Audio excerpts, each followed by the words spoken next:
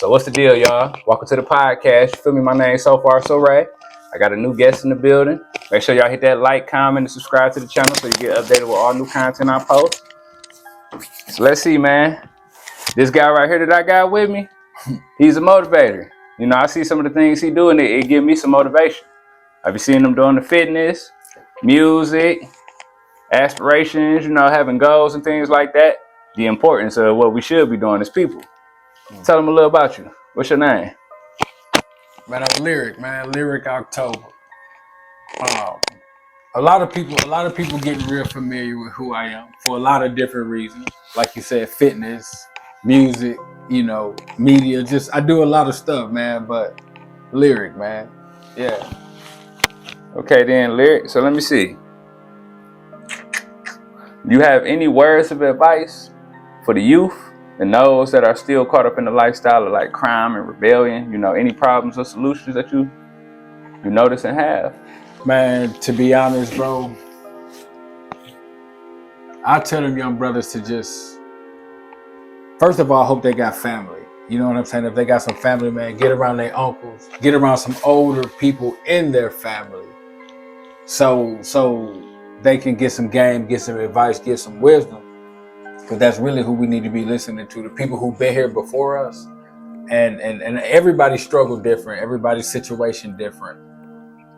So that would be the first place I tell them to start. If you got some uncles, some granddads, a father, you know, get with them and really start sitting down, talking with them, listening to them, because they can guide them on that specific path that they on better than I could. So I just hope they got some family around them, you know. And if not, get some family around them. Family is important, man. That shows support system, you know.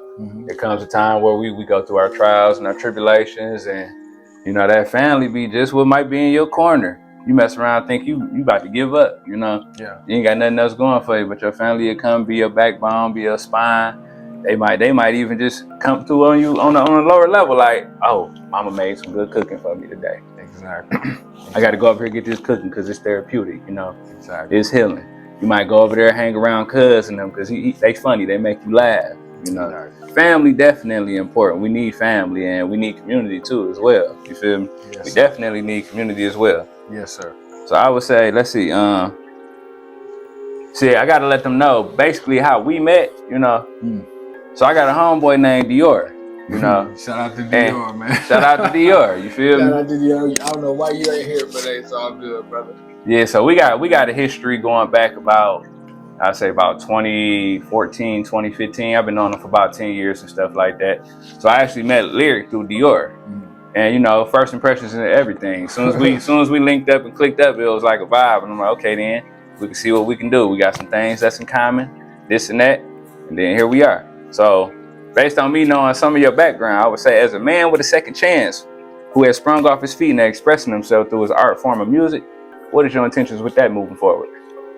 Man, music is an everyday part of my life. That's what I'm on. That's what I'm doing. You know, but I've gotten to the point in my music career, man, where I'm gonna say this analogy, right? People always say you one song away if you do music. You one song away. If you do fashion, you one design away. If you whatever it is that you do, people always say you are one this away. And that's not true. Unless you already have all the pieces together for this to work, right? So let's just say music, right? You are one song away if you already have all the attention, everybody looking at you, and not all the attention, but the attention from the right people. You done been in and out of labels. You done been with this man. You just everybody know who you are. So they just waiting on you to do the right shit. Now you one song away. I say that because that's where I'm at with my music career. Everybody know me, everybody know what I do, and I just gotta do the right thing this next time. And that's what I'm working on. I'm giving the streets music, but I'm not flooding them with my entire catalog. But I'm testing the algorithms right now, but Waves 3 on the way for sure. Okay. And you know, music always gonna be what I'm doing all of this for. So you feel like are you consciously deciding what type of music to put out to the masses? Like, is it a representation that you want to have? Like, is it a reflection of you? Is it more garnered for the street? Is it more garnered for like for positivity, for growth? You know, Is it your lower self, your ego? Is it your soul? Like, what did you feed? And when you feed your music and when you give it to the people to eat it and consume it as well, where is it coming from? I'm glad you asked that, and I'm glad that you used some of the words that you use, because I will be like completely honest and say part of it is ego. Because you have to have that alter ego to even tap into who this person is that you created. Like LyricOctober is a character that I created. So there is a bit of ego there, and that comes from people not believing in you, people just, so you always got that chip on your shoulder where you come into it with ego. You got to pump yourself up. Always. But it's if people are inspired by it, that's cool. If people in the streets are nodding their head to it because they relate, that's cool. That's just me telling my story. I'm really just telling my story. And people relate to that. Yeah, because I heard some of your music, and then especially like when I be on Instagram scrolling and stuff like that, I done seen your music pop up. I'm like, okay, I heard a message in this, I heard a message in that. I come from, like I said, I used to make nothing but mad ego music. All ego music about the streets, about drugs, about sex, about being flashy, money, a lot of that stuff for real. So I know exactly where it comes from.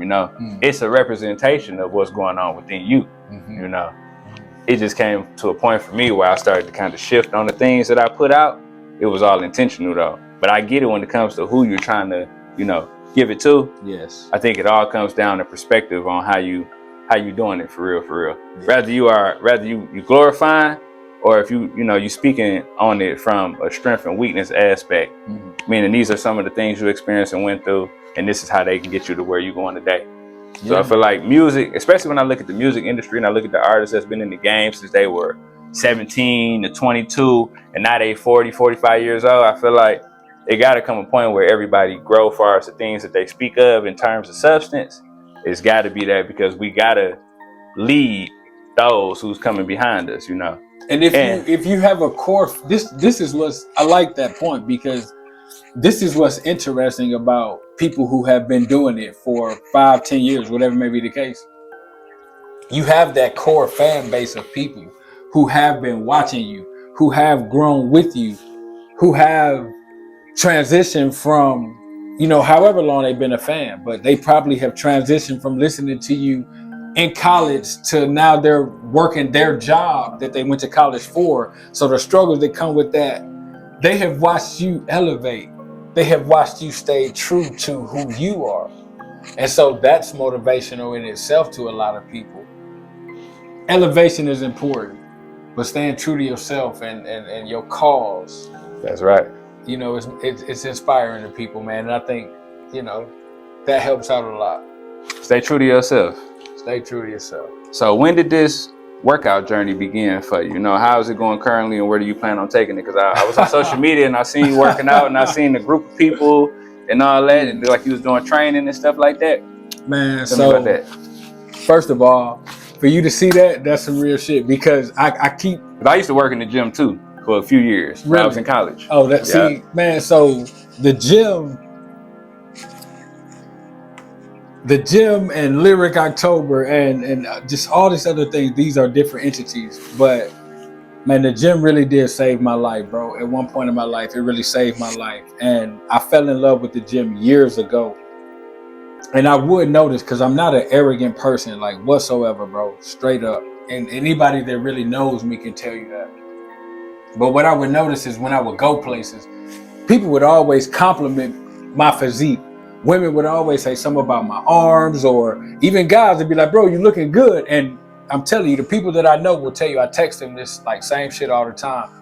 Even they got to tell me like, bro, you look good. And I'm like, okay. So when I accepted that and look good, not face like physique wise, when I accepted that, I was like, oh, well, maybe I can help other people, because I'm just going to the gym doing what I love to do. And I've worked in gyms for years, man. I've been a personal trainer. I've been an assistant manager. I've been a manager. I've worked in gyms in Los Angeles, Las Vegas, Michigan, Tennessee. Okay. Like I've trained people all over the place, just doing it. But I decided to take it serious, man. And I want my own gym. I don't want my own gym. I'm gonna get my own gym. I have a state-of-the-art idea. That's right. Speak it to existence. Yeah, I you already see it. I do, bro. I have a state-of-the-art idea on a gym, and right now, these steps are the first ones that I'm taking towards like actually doing that. Right. But keeping myself in shape. I'm my own You're a walking billboard. example. I am a walking example. It's like going to the barber shop. You know, Yeah. You see the barber, he a barber, but his head messed up. Come on, you ain't gonna really want to get a haircut from him like because he a walking example. And then even his clients, if he mess up on that client head, and somebody asks him where he get his haircut from, and they don't like the haircut, and tell them your name, they ain't gonna want to go to you. Just like you're a walking example. So everywhere I go, I gotta look the part. That's right. Because when somebody compliments it, I need to be handing them a business card. Well, this is what I do. This is how you can get with me. I do meal preps. I do all that. See, I'll be on that same type of time. That's one thing on my channel. I always promote wellness, nutrition, diet, and all of that. It's important that you take care of your temple because the body is the temple of God, and it ain't nothing you can do in life if your health not right. Man, you know, for sure. It's mental. It's majority mental. You know what? I was driving around not too long ago, man. I was in a really good neighborhood. And as I was driving around, I saw an older white lady. She was jogging. And she waved, and I beat my horn, I waved. And then as I kept driving and got around the corner, I saw a young dude and his wife. They were pushing a stroller with a baby. And they were probably 35, 38. And then as I kept driving, I saw a young girl. She was probably, 20, 21. But she was running, had her headphones on, and she waved. And one thing I noticed, bro, I had just asked God. I said, God, what is put my purpose in front of me. Show me what my purpose is. And every time I see people working out or people see me working out or I see things like that, I realize back to right where I was saying, everybody needs personal training or health or fitness or guidance or coaching. There is no, because when you just rap, it's a demographic. When you just sing, it's a demographic. When you just, and they put a clock on it too. And they put a clock on it. Even though it's an expression, a form of art, So I need to put myself in a box with something with lifetime longevity. Okay. And that's what fitness does for me. That's dope that you said that you mentioned asking God to put that purpose in front of you. Because that was my next question for you, for real. So I'm like, you seem like a man of God, or someone who recognizes a higher power at play. Yeah. So do you know you are being called for a higher purpose? And do you understand the difference between and also recognizing having a worldly assignment and a kingdom assignment? So I say this, bro. I have heard of these terms before: worldly assignment, kingdom assignment. So I'm familiar with them, but I could learn a lot more about them. Worldly assignment, this could be something that could be one of your personal goals, Mm-hmm. A major personal goal that you have for you that you feel has been established. You've been focused on it. You can see it. But then you got a kingdom assignment where sometimes it's not comfortable. It's something that you might have to do that may go against what you're used to, or it may challenge you to face the world on a bigger, broader aspect. The kingdom assignment is that assignment that you're gonna perform for God, those duties. And sometimes your worldly assignment can align with your kingdom assignment as well. Seeing how you like to take care of your own temple, and then you're starting to train people temples as well.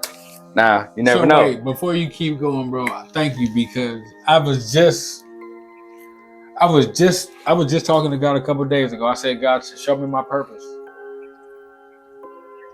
And this interview popped up right here. So that's all I wanted to say. So thank you for that, bro, because that is putting things in perspective for me. And I told God I need to see it clear. Right. Sometimes the message comes through people, through the airwaves, through your thoughts, through the dreams. You get messages from everywhere when it comes to God. Yes, sir. Random strangers, your angels, they be walking about. You might go to bed tonight and close your eyes, you're gonna get a message, That's just how it comes for real. It comes in so many forms. You might be sitting there by yourself, just clear-headed, and then boom, thought come through. That might be a message right there. Or you might have somebody like me come sit down next to you and give you a word, you know? That's just how it works. Yeah. That's how it works, man. Bro. For real. So it's important that we like all just come and give you a word. I'm trying to tell you, it's important that we pay attention to the signs, we pay attention to the messages when they come, that you don't miss them. Because you don't want to get to the point where the divine is screaming in your ear, you know? Because then sometimes that comes with the mistakes. You might have missed out on something. You might have missed out on a situation you could have went around, or you might have missed out on a blessing that could have been gained, you know? So it's important that we pay attention to the messages, y'all. Definitely. We back once again. My name is SoFarSoRay. We're gonna get into these closing statements. You pretty much gotta let them know where you know, your social media handles and all of that, where they can find you, all of that. Man, LyricOctober, everywhere. Lyric like music, October like the month. That's how you find me. So when your birthday? You say October, what's my birthday actually September. Oh, it's September? My birthday in September, man. So you gotta tell me about why you go by October then. Man, my best friend got killed in October. And we had a plan, you know, when I came home, you know, I was in the joint. So when I came home, take music serious, no more of that dumb shit we was on. And that was the plan. I made a promise to him, and he got killed before I came home. So that's just my way of just paying homage to him, keeping his name alive, keeping my word to him, staying focused with the music. Dang, that's interesting. So that's crazy. That put a whole extra depth. And he died in October. So who you are, you feel me? Yeah, yeah. When you said LyricOctober earlier, I'm like, oh, his birthday must be in October. Now I'm like, man, it's October right now. So like, birthday coming up, did it just pass? But it's a shout out to the homie, huh? Yeah. He died in October, man. LyricOctober, that's dope. So do you feel like what you're doing right now, a part of that is from the motivation and the energy from your relationship with him? Every day, because everywhere I go, you know, people always ask me that, where October come from? And so I always get to tell a story about him. So his name's still alive, and he don't live nowhere around here. You know what I mean? He's from down south. Right. So I get to speak about him in Michigan, in Detroit, in Florida, in Atlanta, everywhere I go, I get to speak about him. So his name's still going places with me. You know what I mean? So far, so right.